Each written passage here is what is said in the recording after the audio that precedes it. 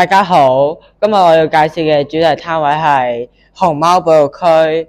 每年嘅12月4號，即係國家憲法日，我哋希望透過呢個主題攤位，去增加同學、老師、社區對學習憲法嘅興趣，並培養國民身份認同，建立國家觀念。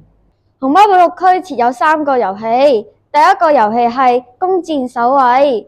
攤位嘅所需物資有弓箭1把同埋國家安全射擊板。遊戲嘅設計理念係希望以中國陸藝中嘅射術，參加者需要運用1把中式弓箭去回答有關國家安全相關嘅問題。我哋運用射箭作為遊戲，既能體驗到中華文化之外，同時都係學習表現君子風範嘅一種。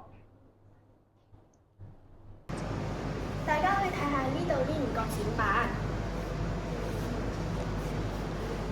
跟住就呢邊呢5個重要領域，分別係糧食安全、文化安全、生態安全、資源安全同埋政治安全。憲法係制定一個國家發展嘅理念、方向同埋藍圖。香港國安法按照憲法而立，並通過基本法而成為香港法律制度嘅組成部分。憲法律背後嘅支撐係我國對於國家安全嘅理解同埋保障理論。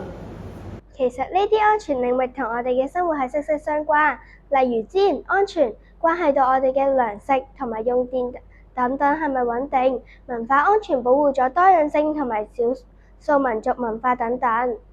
而家就等我嚟示範埋一次啦。邊一個安全領域係表示維持生產足夠數量嘅糧食，以維持社會穩定供應糧食？糧食安全。大家可以根據熊貓嘅腳印，一邊行一邊睇呢啲嘅展板。呢啲嘅展板係關於我哋嘅國旗、國徽同埋我哋嘅國歌。睇完之後就可以以投壺嘅形式去回答問題。而家就等我嚟問問題啦。根據修訂後嘅國旗及國徽條例，喺現場和喺網上蓄意侮辱國旗或者國徽呢啲行為算唔算犯罪 ？A 唔算 ，B 算，係邊個呢？答案係 B 算。第2個遊戲係保育熊貓知多少，參加者需要閱讀展板上的內容。展板內容圍繞着我們國家為大熊貓作出的努力。而家就等我問你問題啦。在香港出生的大熊貓龍鳳胎寶寶嘅父母叫什麼名字呢？ A 安安同佳佳， B 樂樂同瑩瑩， C 安安同樂樂， D 樂樂同佳佳， E 安安同瑩瑩。我知啦，係 B。